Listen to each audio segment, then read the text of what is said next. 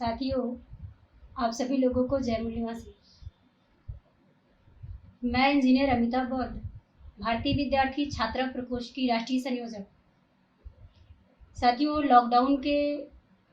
जो लॉकडाउन हुआ है, इसमें हमारे मजदूर श्रमिकों के साथ बहुत सारे व्यवहार जो गलत तरीके से किए गए, उन सबको ध्यान में देते हुए, जैसे कि लॉकडाउन होने की वजह से हमारे जो श्रमिक मजदूर दूसरे देश में थे, अपने व्यापार के लिए और अपनी जीविका के लिए, कमाने के लिए वो दूसरे राज्य में गए थे।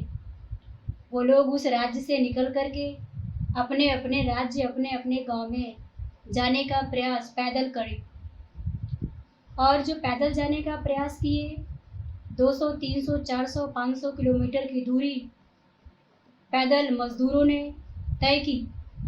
यहाँ तक कि उन मजदूरों के साथ, उन मजदूरों की संख्या में महिलाएं भी थी, गर्भवती महिलाएं भी थी, बच्चे भी थे। यहाँ तक कि उन बच्चों की उम्र 4 साल, 5 साल से 6 साल तक की थी। वो लोग पैदल अपने गांव को जा रहे थे और उन लोगों के साथ प्रशासन के द्वारा, जो पुलिस प्रशासन है, उनके द्वारा मारपीट भी किया गया, उन्हें मारा पीटा भी गया, उनको सही रास्ता नहीं दिखाया गया। और इसी कड़ी में अभी हालात में ही, जल्द में ही अभी जानकारी ये मिली है कि औरंगाबाद महाराष्ट्र में करीब 16 मजदूर रेल की पटरियों के नीचे आकर के कट करके मर गए, उनकी मृत्यु हो गई।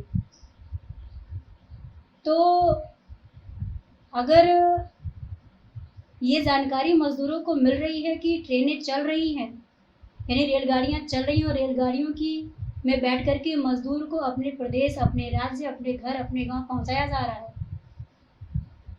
तो फिर ये मजदूरों की मृत्यु रेल की पटरी के नीचे ट्रेन से कट के कैसे होगी? दूसरी महत्वपूर्ण बात यह है कि केंद्र सरकार के द्वारा तेजी से ट्रेन चलाई जा रही है, ऐसा प्रचार सोशल मीडिया के द्वारा किया जा रहा है। मीडिया के द्वारा ये प्रचार हो रहा है कि केंद्र सरकार बहुत तेजी से ट्रेनों चला करके मजदूरों को उनके प्रदेश, उनके गांव भेजने का कार्य कर रही है। अगर ऐसा कर रही है केंद्र सरकार, तो फिर इन 16 मजदूरों की मृत्यु कैसे हुई? हम ये मान सकते हैं, हम ये कह सकते हैं कि इन 16 मजदूरों की मृत्यु नहीं बल्कि हत्या हुई है। और इस हत्या के पीछे, या इस हत्या का आरोप, इस हत्या का कारण केंद्र सरकार है।